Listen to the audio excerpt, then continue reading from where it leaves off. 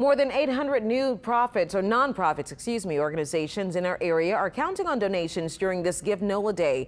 For many, the coronavirus has caused more people to need their services, but at the same time, their lifeline of funding has been hit hard.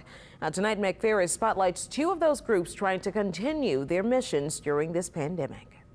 The dollars and cents raised by nonprofits can come down to lives.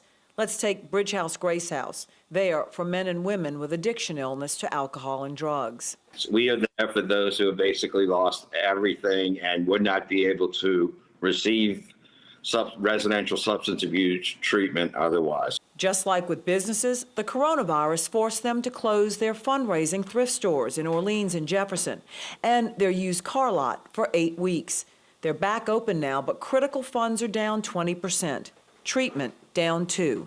We usually treat 700 individuals that walk through our doors. This year, it's probably going to be 600. I mean, it could be as low as 500. After any crisis like Katrina, the need for treatment to get people healthy is expected to be overwhelming. But there's a silver lining at the thrift stores if you want to shop. A lot of people did some spring cleaning while they were quarantining and staying at home. People are coming to shop, but they're also filling up the truck almost by the day. Over at another nonprofit, donations to the New Orleans American Heart Association are also down significantly. They've been touching lives too, using virtual training on life-saving ventilators and CPR, donating millions to research on antiviral medications and the link between COVID and heart disease.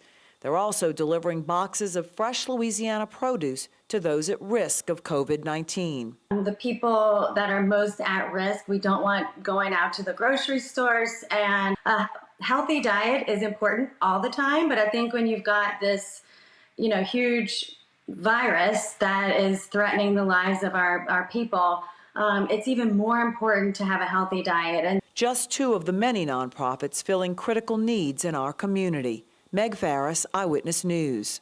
Well, Bridge House Grace House is accepting clients, and the thrift stores are back open. The Heart Association has a virtual fundraising ball Saturday night. You can find more info about that on our website, wwltv.com. And you can donate to the hundreds of nonprofits taking part in Give NOLA through midnight tonight. Some of them are even offering gifts for contributions. Here's one example. It's a face mask with a picture of a nutria on it from the Coalition to Restore Coastal Louisiana. Now, those orange teeth are a great way to encourage some social distancing.